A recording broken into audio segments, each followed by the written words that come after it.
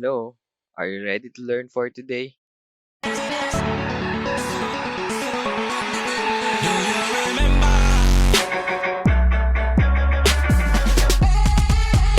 Our topic for today, which is all about the right triangle similarity. Yeah, so from last meeting, we were able to study about the similar triangles. I mean, for the past few lessons that we have, isa sa mga na-discuss natin is yung similar triangles, wherein we talk about triangles that look the same but sometimes they have different sizes. So, ngayong araw, ganun pa rin naman. Similar triangles pa rin ang i-discuss natin, but specifically, we will be dealing with right triangles. At the same time, we'll be having a certain formula or a certain theorem wherein it gives us different formulas or it applies different formulas. Ayan, that we'll be using later to solve for the missing measurements of the segments or even the different parts of the right triangle. Now, to start, let's understand first the idea of the word or the two words geometric mean. Ayan. So, hindi ako masyadong mag-focus dun sa general definition nito sa math or kung ano yung mas malalim na ibig sabihin nito. Mag-focus lang ako kung paano natin kinukuha yung value ng geometric mean. That is because this lesson about geometric mean is actually a part of your lesson when you go to your grade 10 math. Ayan, ngayon gagamitin lang natin yung way kung paano kumuha ng geometric mean ng isang pair ng numbers. For example, let's have number 1. What is the geometric mean of 3 and 12? So for us to solve that geometric mean, we will just follow the formula square root of a times b, or technically the square root of the product of the given pair of numbers. So if we apply this formula, this is just equal to the square root of 3 times 12 because yung given nga natin is 3 and 12. So if you multiply 3 and 12, that's going to be equal to 36. And let's just simplify the square root of 36, and that's going to be equal to 6. Let's proceed with number 2. Geometric mean equals square root of 5 times 20 is equals to 100. Then the with the square root of 100 is 10. Let's proceed with number 3, wherein we have the given 6 and 12. Ano kaya ang magiging geometric mean nitong dalawang numbers natin? Square root of 6 times 12 is equal to 72 po. Tapos ipa-factor po as 36, square root of 36 times 2. Tapos po yung 36 magiging 6 squared times 2. Tapos, tapos magiging square root of 6 squared and square root of 2. Tapos i-use po yung properties of radicals po. Kaya magiging 6. 6 and square root of 2. Very good. So, instead of 6 squared, pwede natin siya gawing 36 times 2, and then you can already directly get the square root of 36, which is 6. At yun na yung mapupunta sa labas. Okay, so as we may continue, let's now discuss the idea of having right triangle similarity theorem. So in this theorem, it states that in a given right triangle, like this one on the screen, ito, in this given right triangle, if you create an altitude to the hypotenuse, it will divide the triangle into two similar triangle, and each is similar to the given triangle. So for us to better understand this given theorem, it says here, or we can apply that given theorem on this given right triangle. Now, if we create an altitude daw, so paano tayo gagawa ng altitude? Coming from the vertex wherein your right angle is located, you can create a line that is perpendicular to your hypotenuse. Kaya nga siya binanggit dito na altitude to the hypotenuse. Ayan, so you will create an altitude. And that altitude actually divides your given right triangle into two triangles. Itong nasa taas at ito yung nasa baba. Ayan yung dalawang triangles natin. And according to this given theorem, it says that this triangle number 1 is gonna be similar with triangle number 2. Ayan yung ibig sabihin. It divides the triangle into two similar triangles. At the same time, this triangle number 1 and triangle number 2 is gonna be similar to the given triangle, or in other words, to the original triangle as well. Ibig sabihin, magkakaroon tayo dito ng tatlong triangles na similar sa bawat isa. Pero kung titignan natin, sir, parang hindi naman kapanay-paniwala. Paano naging similar yung triangle na nasa taas? Yung sinabi ko nga triangle number 1, doon sa triangle number 2, eh, di ba yung parang idea natin kung intindihin natin yung similar triangle sa madaling paraan or kung titignan lang natin siya, ito yung mga triangles na magkamuka. They look similar, ay they look the same. But sometimes they have different sizes. Yes, pwede magkaiba yung size ng mga triangles na to, pero parang hindi naman sila magkakamuka, di ba? So, for me to somehow help you to visualize this given theorem, let's consider each of the triangles given. Ihiwalay natin sila, hati-hatiin natin sila para mas makita natin kung bakit nga sila similar. Or ano nga ba itsura nila? Bakit natin masasabi na similar nga sila? Now, let's consider this original given right triangle, and this is named triangle ABC coming from our given triangle ABC. Now, upon the creation of the altitude, it divides our right triangle into two triangles. Namely, the first one, ito yung nasa taas, yung tinawag ko kaninang triangle number 1. Yan. So, kung titignan natin dyan, parang hindi naman siya similar dito sa original triangle natin. Pero if we try to somehow separate it at the same time rotate, tapos i-flip natin. Ngayon, ito na nga yung magiging itsura niya. And let's first name it. Yan, I think yung right angle nasa bandang vertex D. So, most likely this one is D. And then, yung medyo mahaba is nandun siya sa may vertex A. And then, ito, sa vertex B. Yan. And as you can see, as we rotate and flip the given right triangle, it will now look similar with the original right triangle. Do you agree with me? 'Di ba parang mas madaling masabi, okay, magkamukha nga sila, magkaiba lang ng size. And as we consider the other right triangle that is formed below, and try to separate it also at the same time, rotate and flip it in such a way that it will look the same orientation as the given two triangles, and name it. Ayan, no? So, ito yung right angle natin na kay D, and then ito yung B, vertex B, and this one is vertex C, kaya siya ginawang triangle BDC. In this case, it is also clear to us that it will look the same as the rest of the given right triangle. Now, can you press raise hand if you agree with B na ngayon? Yes, pwede na naming sabihin na they are similar triangles. Gets ba?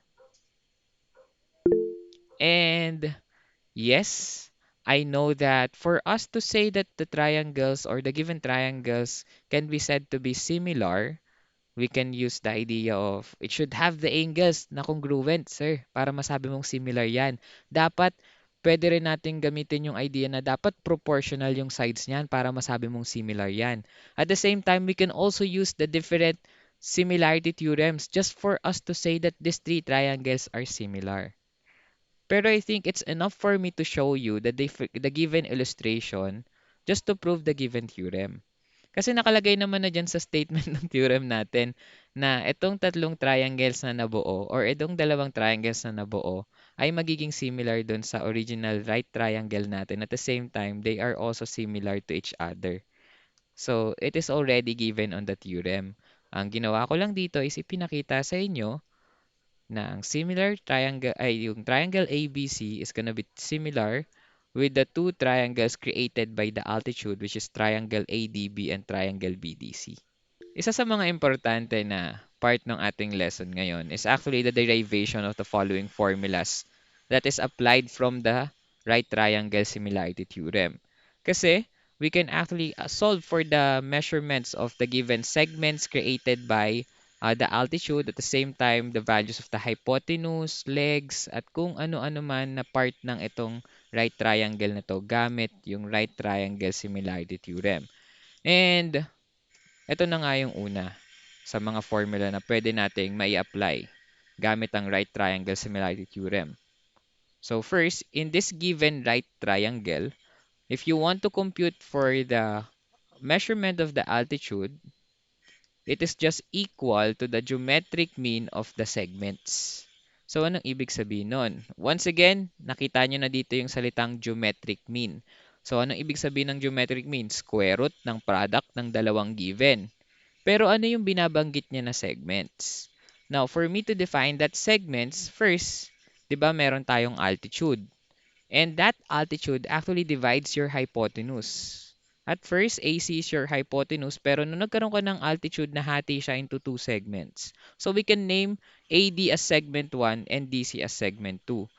Now, this statement tells us that upon having the altitude, that measurement of the altitude is equal to the square root of the product of segment 1 and segment 2. That is what we mean by the geometric mean of the segments. Ngayon, ang itatanong nyo na lang sa akin, Sir, bakit ganun? Saan nanggaling yung statement na yan at paano na-derive yung idea na ang sukat ng altitude is equal to the square root of segment 1 times segment 2? That came from these three similar triangles.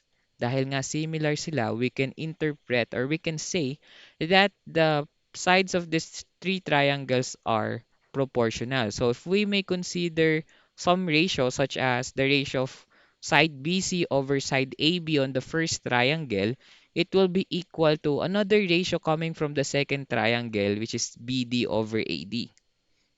Equal din ito sa ratio ng pangatlo nating triangle at consider natin yung sides niyan as DC over BD.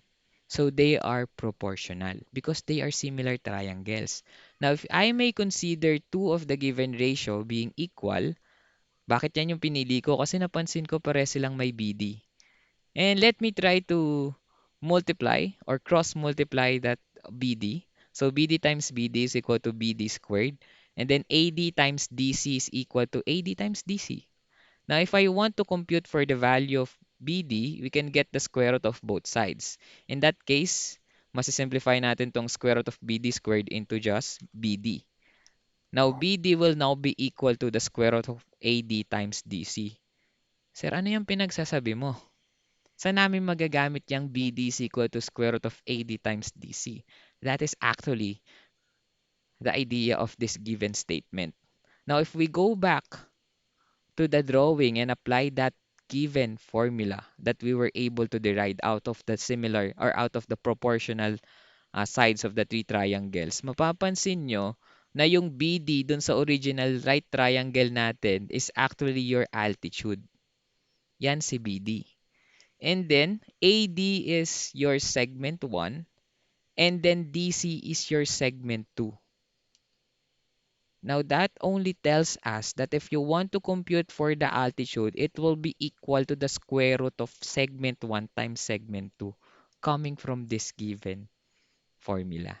Anyway, as we may continue, we'll still derive two more formulas out of these three given similar triangles. Now, the statement or the application of this right triangle similarity theorem also says that in a right triangle, or once again in this given right triangle, yan, the altitude, with an altitude to the hypotenuse, if you want to compute for the value of each leg, it is the geometric mean of the hypotenuse and the segment of the hypotenuse adjacent to it. Ngayon, para mas maintindihan natin tong statement na to, hanapin muna natin nasan ba yung tinutukoy nating hypotenuse dito sa ating given right triangle. So, be the side AC. Kasi yan yung opposite ng right angle natin. And I think nabanggit ko yan kanina na yan yung ating hypotenuse. Now, since AC is our hypotenuse, the rest of the sides will be the legs. So, I can name AB as leg 1 and I can name BC as leg 2. Sir, bakit nilagyan mo pa ng numbers? Diba dati pag nagpapangalan tayo ng legs, leg lang. Kasi parehas naman silang leg eh. But this time, pwede na natin lagyan ng numbers because of the statement adjacent. Ngayon, if this is gonna be your leg 1, dapat nandun siya sa adjacent segment sa kanya, which is segment 1. Kaya parehas sila na 1 yung number. Ngayon, if this is gonna be segment 2, that means it will be adjacent to a leg that is termed leg 2. Gets po? Because on this given statement, it says that if you want to compute the measurement of each leg, it should be equal to the geometric mean of the hypotenuse. So for example, i-compute mo yung sukat ng leg 1. Geometric mean yan ng hypotenuse at ng segment 1. Because segment 1 is the segment adjacent to leg 1. Ano nga ulit ibig sabihin ng geometric mean? Square root ng product ng dalawang given. So, square root ng hypotenuse times segment 1. Ibig sabihin ba niyan, pwede rin nating i-derive tong statement na to sa tatlong triangles na nakikita nyo sa screen? Yes. If we may consider the proportional sides such as AB over AC, it will be equal to the ratio of the next on the second triangle that is similar to the first one, AD over AB, and also equal to BD over BC.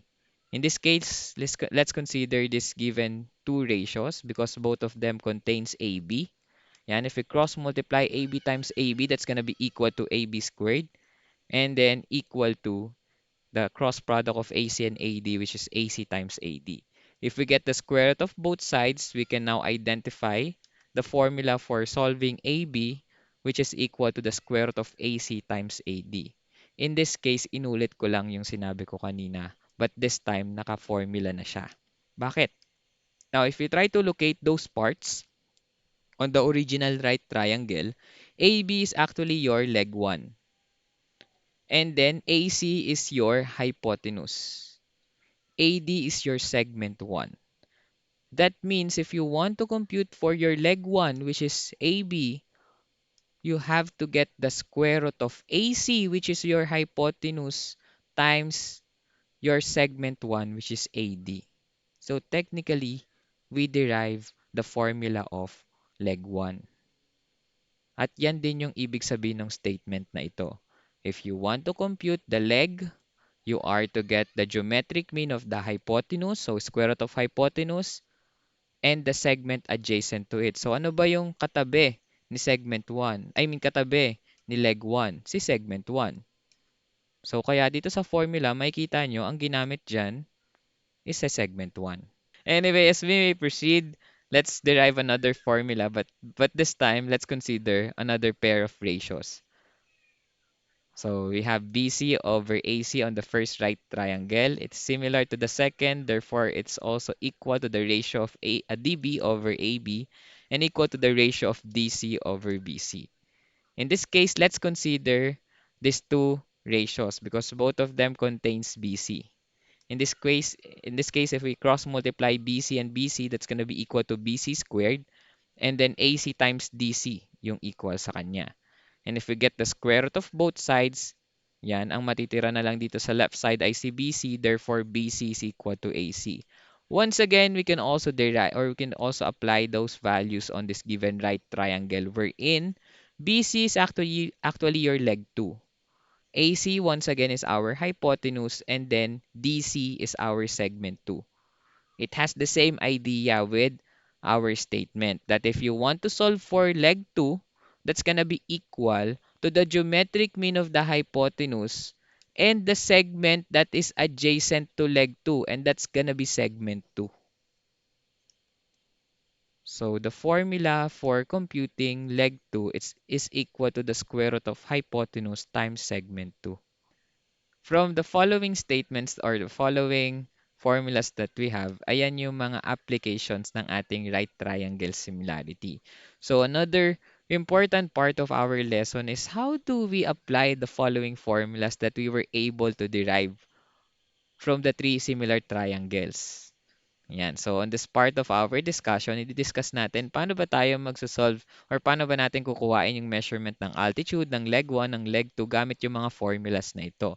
So, always remember that on applying the following formula, you should first identify kung ano yung mga parts. You can label the given right triangle for us to identify ano yung tamang formula na dapat natin gamitin. For example, we have here triangle ABC wherein the parts of the segments or the line segments present here is this one is H, ito naman ay A, ito naman ay B. Now, let's try to identify given that number 1, ito muna unahin natin. A is equal to 20. So, pwede mong unang gawin dyan kapag may nakikita ka ng values, lagay mo na agad dun sa ating given diagram. So, A is equal to 20, you put 20 on that part. And then B is equal to 5, so lagay na natin dyan 5. Now, we are looking for the value of H. Now, for us to know, ano bang formula yung pwede natin gamitin? Kailangan, syempre, alam mo muna Ano ba dito si H? Leg 1 ba siya? Leg 2 ba siya? Segment 1, segment 2, hypotenuse, so altitude. Now, as you can see, the drawing is the same. It's almost the same with our given example on the left side. So, obvious naman siguro na si H dyan ay ang ating altitude. So, you can label it as altitude. Ayan. So, saglit lang. Ayan, altitude. And for us to compute for the altitude, ayan, meron tayong formula dito. Altitude is equal to square root of segment 1 and segment 2. That means we also need segment 1 and segment 2 or yung measurement ng segments natin. But luckily, we already have their measurements because A and B are considered as our segment 1 and segment 2 already. Ayan yung dalawang segment na na-create ng ating altitude. So in this case, we can solve for our altitude using the formula altitude is equal to the geometric mean of segment 1 and segment 2 or the square root of segment 1 times segment 2. So substitute na lang natin yung mga values. Ang altitude natin is h and then segment 1 is a and segment 2 is b. Therefore, if we substitute the values of a and b, that's gonna be 20 times 5 kasi si a nga ay 20, si b ay 5. Now, if try to multiply this, 20 times 5 is equal to 100 and get the square root of this value, it's gonna be equal to 10. Therefore, ang ating altitude h on this first example is equal to 10. Let's have number 2. In this case, iba naman yung set ng given dito sa number 2. Kaya kapag nga nagsasagot kayo ng mga ganitong klase na example na iisa lang yung diagram na given, gumamit kayo ng lapis for the values. So that if nagbago na yung measurements ng mga given, pwede natin burahin, di ba? So, for example, ito, ayan, b is equal to 8. O, di gawin na natin 8 to kasi nabura ko na yung value kanina eh. So, b is equal to 8. But the same parts pa rin ha, segment 1 and segment 2 and altitude pa rin sa h. Now, we have AC is equal to 26. I think hindi pa natin na-identify kung ano tong AC na to. But ano sa tingin nyo? Ano yung AC na yan? Altitude, leg, hindi, may altitude na tayo eh. Segment, hypotenuse, ano siya? So, we have here 26 eh, which is represented by AC, our hypotenuse. So we have here already our hypotenuse, which is equal to 26. Now we are to identify the following. First, ano daw yung value ng A natin? Now, on this case, kung makikita ninyo, ang buong hypotenuse natin ay 26 at yung segment 2 natin ay 8. Remember this. Segment 1 and segment 2 is created from our hypotenuse. Ibig sabihin, pag pinag-add mo yung sukat ng segment 1 at segment 2, equivalent to sa hypotenuse. So, anong sukat anong sukat ng segment 1 natin kung ang hypotenuse natin ay 26 at itong segment 2 natin ay 8? Subtract yung 26 dun sa 8. Yan, so, it's gonna be the hypotenuse minus the measurement of segment 2. So, 26 minus 8, that's how we will get 18 for the value of A. Now, we get A is equal to 18, which is also the measurement of our segment 1. And on the second value that we are looking for, we are to find H. And once again, according to this given diagram, H is our altitude. So, katulad nung kanina, same formula pa rin yung gagamitin natin kasi altitude yung missing eh. So, we can compute for the altitude by getting the square root of segment 1 times segment 2. But this time, iba na yung values ng segment 1 and segment 2 natin. Ang segment 1 natin is A and B, and then segment 2 is B. Ang segment 1 natin is 18 and then ang segment 2 natin ay 8. So it's gonna be equal to the square root of 18 times 8. Ayan. So if you multiply, 18 times 8 is gonna be equal to 144. And if we get the square root of 144, it's gonna be equal to 12. Gets po?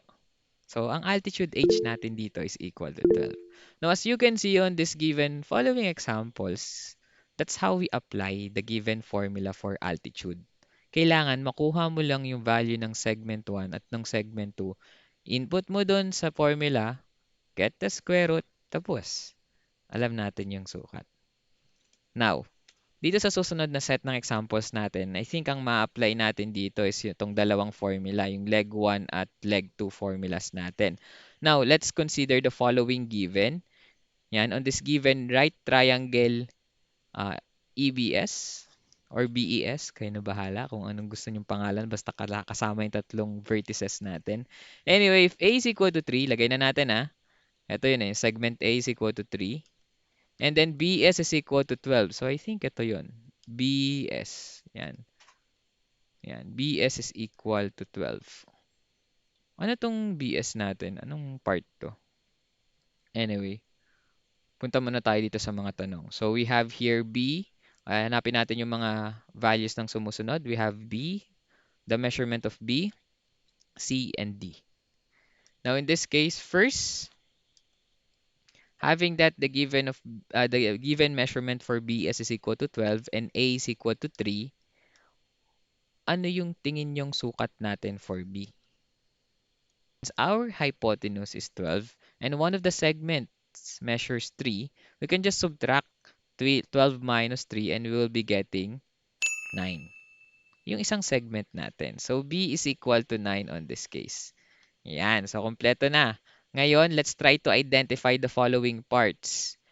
Ayan, since ang nawawala dito or hinahanap nating value dito is si C, unahin natin siya. Ano ba yan si C? Leg 1, leg 2, hypotenuse, altitude, segment. Ano sa tingin nyo? So you could either name these two legs as leg 1 or leg 2. So ikaw na yung bahala. Ako ang ginawa ko dyan. Although, pwede mo nga sabing leg 2 kasi parang tinumba siya na right triangle na given natin dito sa gilid. Pinangalanan ko na lang siya na leg 1 kasi para consistent na. Gusto ko kasi palaging nasa left side leg 1 and then yung nasa right side leg 2. But be sure that when you name the legs, dapat yung adjacent sa kanya is yung segment na may pares na number. So for example, you label this one as leg 1, yung A ay papangalan mo dyan segment 1 para adjacent sila. Ganun din, when you name this one leg 2, you can name this one segment 2 because it is the segment adjacent to it. Sir, pwede po ba magkabaligtad? Kunyari, ito yung ginawa kong leg 2. Ito yung ginawa kong leg 1. Pwede. Wala namang problema. Pares leg naman yan. Although, kapag binaligtad nyo yan, kailangan ang pangalan nitong si A, hindi na segment 1. Segment 2 na siya kasi leg 2 yung nilagay nyo dyan eh. Gets po? Magbabago din yung position ng segment nyo. But you'll still get the same answer. Okay? Ayan. So, C is our leg 1. That means if we want to compute for the value of C, we will use the formula of leg 1. So leg 1 is equal to the square root of hypotenuse times segment 1. In this case, meron tayong sukat ng hypotenuse. Ito, si BS. And meron tayong sukat ng ating segment 1, which is 3. Yan nga si A. So it is just equal to the square root of the hypotenuse, which is 12, times the segment 1, which is 3. So square root of 12 times 3 is equal to square root of 36. Square root of 36 is equal to 6. So our leg 1 or C is equal to 6. And so let's proceed with number 3, wherein we are asked to find the measurement or the value of this given variable D. In this case, ang hinahanap na natin ngayon ay si leg 2. So that means, ang gagamitin nating formula is yung leg 2. So leg 2 is equal to the square root of hypotenuse times segment 2 naman tayo. Kasi yung segment 2 yung adjacent sa kanya. So if we try to substitute the values, ang hypotenuse natin once again is equal to 12. And ang segment na adjacent sa kanya ay si B, which is 9. So we have square root of 12 times 9. Okay lang. Sige. Wait lang. So we have square root of 12 times 9, which is equal to square root of 108, the product of 12 and 9. So square root of 108 is gonna be equal to 36 times 3. Yan. Pag finactor mo yung 108, yung isa sa mga perfect square factor nito at pinakamataas na perfect square factor nito ay si 36. So we'll get square root of 36 times 3. And if we try to simplify, kasi hindi perfect square si 108 eh. So if we try to simplify this one, this is gonna be equal to square root ng 36 ay 6. So it will be equal to 6 square root of 3. Anyway, so to somehow apply the following formulas and for you to try the following,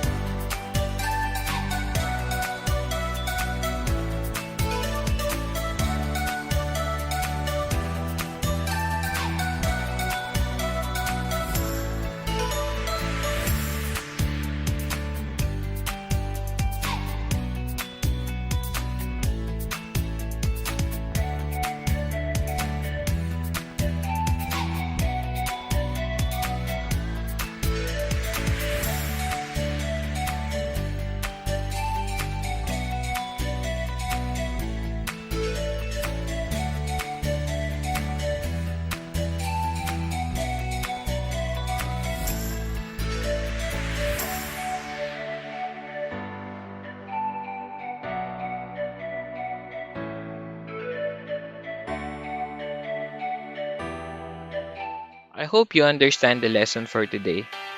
Until next time, bye!